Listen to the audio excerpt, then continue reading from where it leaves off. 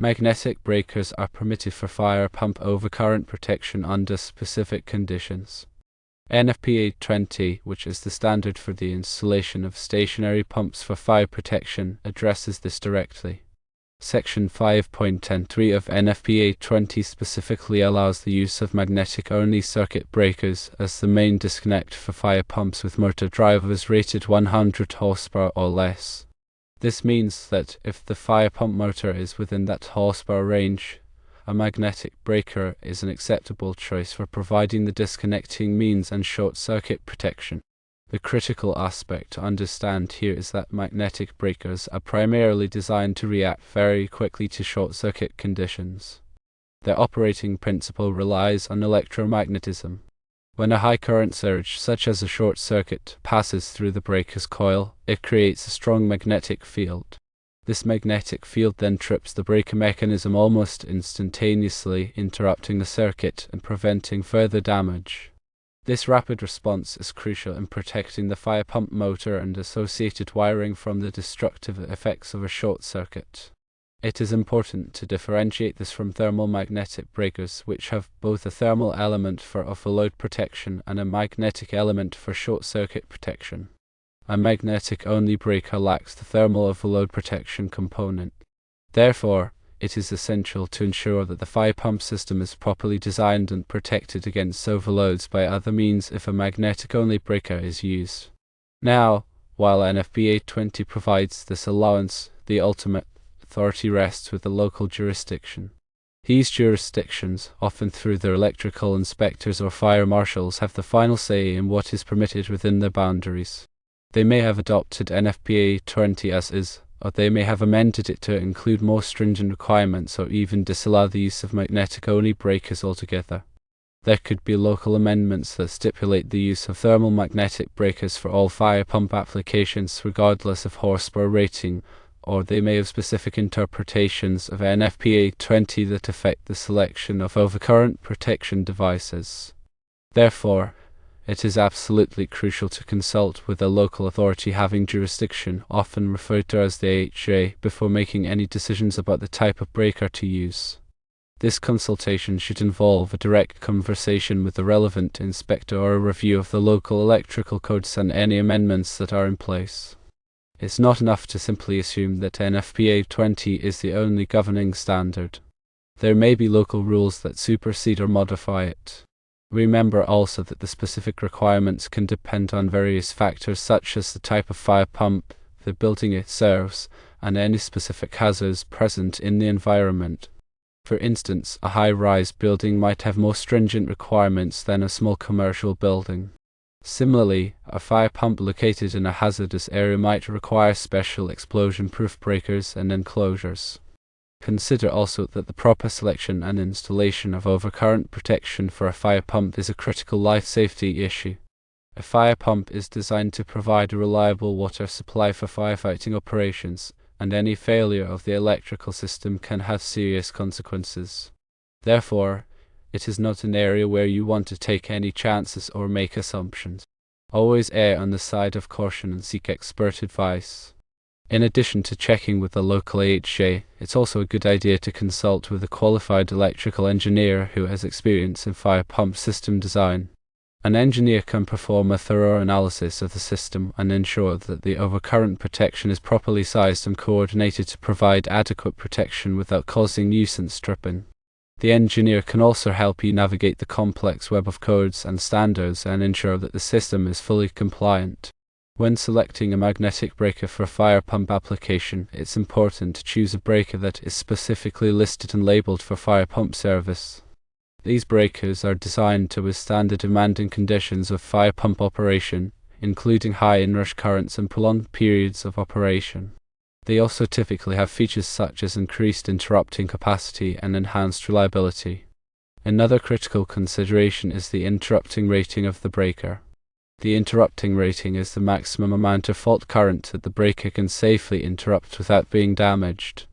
It is essential to ensure that the breaker's interrupting rating is sufficient to handle the available fault current at the point of installation. This requires a short circuit study to be performed to determine the available fault current. The short circuit study should take into account all sources of fault current, including the utility supply and any on-site generators. The breaker's interrupting rating should be clearly marked on the breaker's nameplate.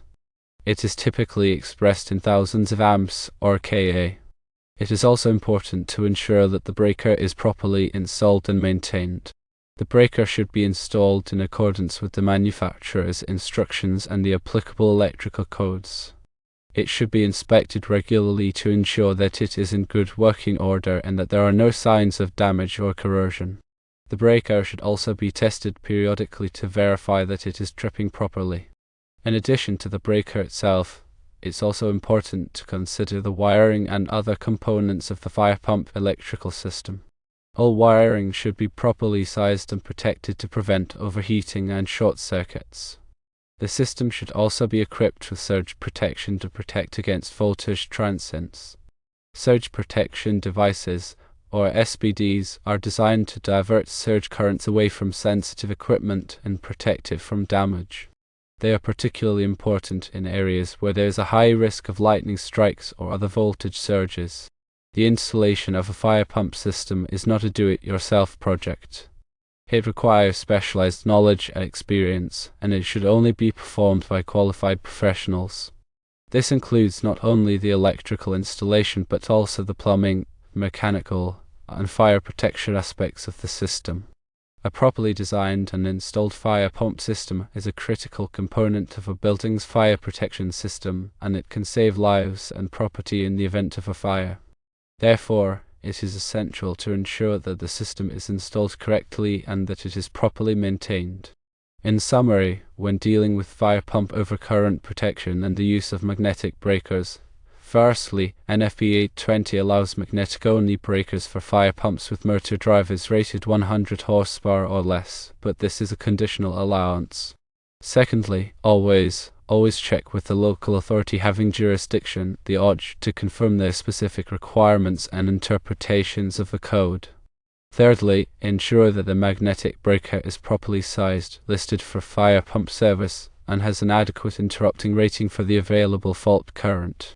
Fourthly, the entire fire pump electrical system, including the wiring, overcurrent protection, and surge protection, should be designed and installed by qualified professionals in accordance with all applicable codes and standards. And fifthly, remember that fire pump systems are critical life safety systems, and no compromises should be made when it comes to their design, installation, and maintenance. Failure to adhere to these guidelines could result in a fire pump that fails to operate when needed, with potentially devastating consequences. It's also worth noting that some jurisdictions may require additional features or safeguards for fire pump installations, such as redundant power supplies, automatic transfer switches, and remote monitoring systems. These features are designed to enhance the reliability and availability of the fire pump system and ensure that it will operate even in the event of a power outage or other emergency. Redundant power supplies provide a backup source of power in case the primary power supply fails. Automatic transfer switches automatically switch to the backup power supply when the primary power supply is lost. Remote monitoring systems allow the fire pump system to be monitored remotely, so that any problems can be detected and addressed quickly. These additional features can add to the cost of the fire pump installation, but they can also provide significant benefits in terms of increased reliability and safety. It's important to weigh the costs and benefits of these features carefully and make informed decisions based on the specific needs of the building and the requirements of the local jurisdiction. In addition to the technical aspects of fire pump overcurrent protection, it's also important to consider the administrative requirements. This includes obtaining the necessary permits and approvals from the local building department and fire department. The permitting process can be complex and time-consuming, so it's important to start early and work closely with the local authorities to ensure that all requirements are met. The building department will typically review the plans for the fire pump installation to ensure that they comply with the building code and other applicable regulations. The fire department will typically inspect the installation to ensure that it is installed correctly and that it meets the fire safety requirements. It's also important to maintain accurate records of the fire pump system, including the design drawings, installation records, testing records, and maintenance records. These records should be kept in a safe place and should be readily available for inspection by the local authorities. Regular testing and maintenance of the fire pump system are also essential to ensure that it is in good working order. The system should be tested periodically in accordance with the manufacturer's instructions and the applicable codes and standards. The testing should include a flow test to verify that the pump is delivering the required flow and pressure. The system should also be inspected regularly for any signs of damage or corrosion. Any problems that are detected should be addressed promptly. Proper documentation is key for future maintenance, inspections, and troubleshooting. This includes maintaining up-to-date wiring diagrams, breaker schedules, and equipment manuals. These documents will be invaluable for anyone who needs to work on the system in the future. The electrical system for a fire pump is typically separate from the building's general electrical system. This is to ensure that the fire pump has a reliable source of power, even if the building's general electrical system is disrupted.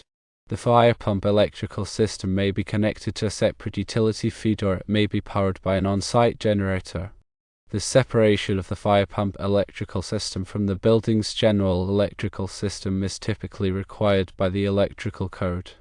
This is to ensure that the fire pump has a reliable source of power, even if the building's general electrical system is disrupted. The fire pump electrical system may be connected to a separate utility feed, or it may be powered by an on-site generator. Regular inspections are critical to identifying potential problems before they lead to a failure. These inspections should be performed by qualified personnel who are familiar with fire pump systems. The inspection should include a visual examination of the equipment, as well as electrical testing to verify that the system is operating properly. Any deficiencies that are identified should be corrected promptly. Proper grounding is essential for the safe operation of a fire pump system. The grounding system should be designed to provide a low impedance path for fault currents to return to the source. This will help to protect equipment and personnel from electrical shock. The grounding system should be installed in accordance with the electrical code.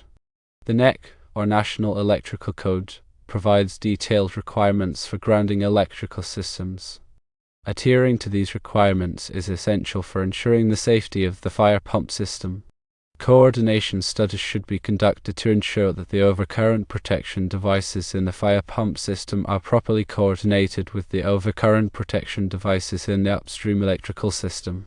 This will help to prevent nuisance tripping and ensure that the fire pump will continue to operate even if there is a fault in the upstream electrical system. Coordination studies should be performed by qualified electrical engineers who are familiar with fire pump systems. In summary, the selection and application of magnetic breakers for fire pump overcurrent protection is a complex topic that requires careful consideration of various factors, including the requirements of NFPA 20, the local electrical code, and the specific characteristics of the fire pump system. Consulting with qualified professionals is essential to ensure that the system is designed and installed correctly and that it will provide reliable protection in the event of a fire. Always remember that life safety is the primary concern, and no compromises should be made when it comes to the design and installation of a fire pump system. This includes the appropriate overcurrent protection.